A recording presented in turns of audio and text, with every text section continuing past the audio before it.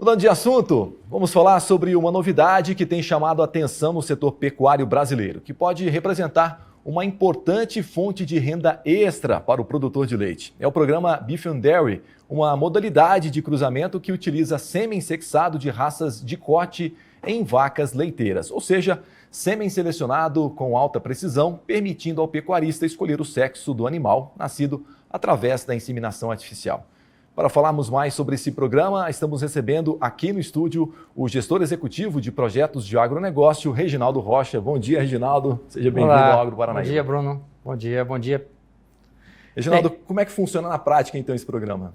O programa ele é derivado dos Estados Unidos, um país que hoje detém 30% só do rebanho brasileiro e produz o equivalente de carne que o Brasil inteiro produz. E isso é otimizado porque utiliza-se uma base de gado leiteiro para se produzir bezerros de corte, daí o nome Beef and Dairy. É uma técnica bem desenvolvida onde eles utilizam sêmen sexado macho em vacas lá holandesas ou Jersey, que é bem utilizado nos Estados Unidos.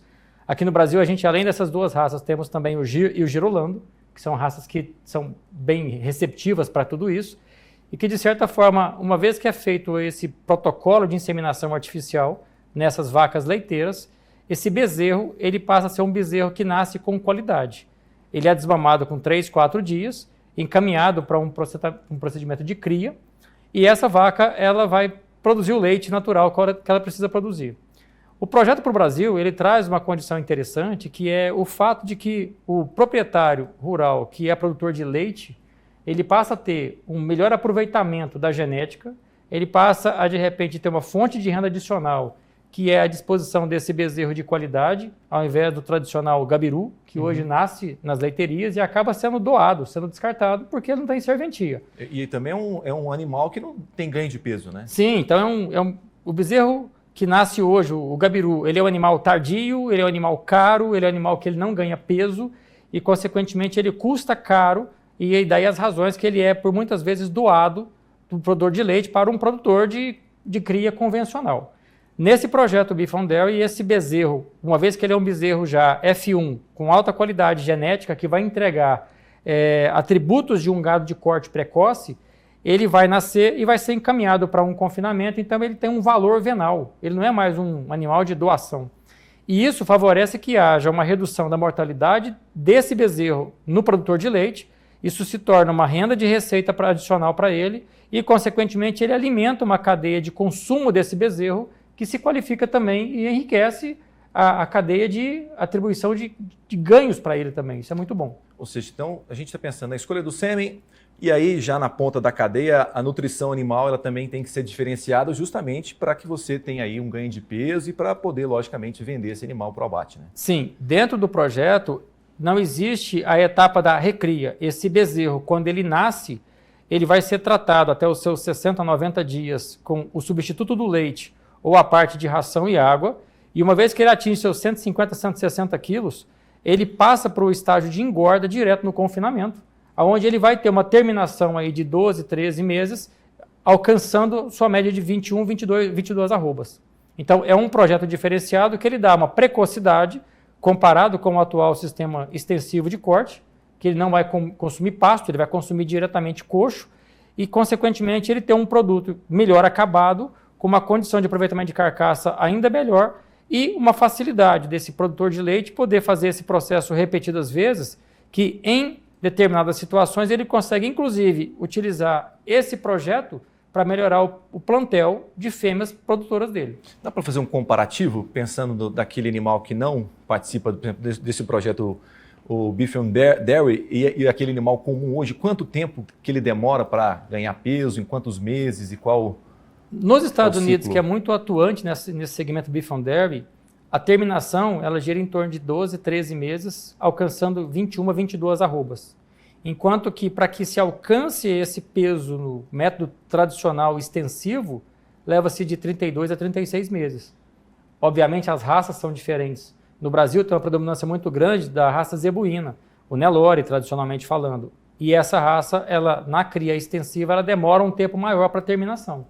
Quando a gente pega um projeto desse, produzindo um bezerro de qualidade precoce e tratando ele com uma base nutricional focada em crescimento, nutrição, ganho médio, ganho de massa diário, ele consegue ter uma terminação muito mais antecedente, o que leva para esse produtor de carne que está recebendo esse bezerro, cuidando, um acréscimo da ordem de 20%, 23% na sua produção. Aquele produtor que de repente está vendo e está entendendo um pouquinho com desconfiança. Mas nos Estados Unidos, mais de 80% das vacas já são através desse processo, né? Sim, porque é um processo otimizado, onde não se tem essas dependências das estações de monta que no Brasil tem. Aqui no Brasil, existe uma estação de monta que acontece entre os meses de fevereiro, março e abril, para que esse bezerro nasça em outubro, novembro, dezembro, que é quando tem água, quando está chovendo. Então, o Brasil, pelo método de criação extensiva, eles aproveitam muito as pastagens em razão das crias. Isso é um processo quase que natural. Uma vez que eu pego esse bezerro e trago ele para um confinamento, eu não tenho mais a dependência de ter chuva para ter pasto, porque eu estou tratando isso no coxo, com ração de grãos e tudo mais. Então, o procedimento é diferente. Mas isso alimenta toda uma cadeia de consumo, porque o produtor de leite ele passa a produzir um bezerro que também é um ativo financeiro para ele, que ele vai fornecer para o segmento da carne, para que ela também tenha uma condição de ganho melhor e mais acelerado na terminação desse animal. Reginaldo, existe, lógico, inicialmente um gasto maior, um investimento maior com isso. Ele consegue recuperar isso em quanto tempo?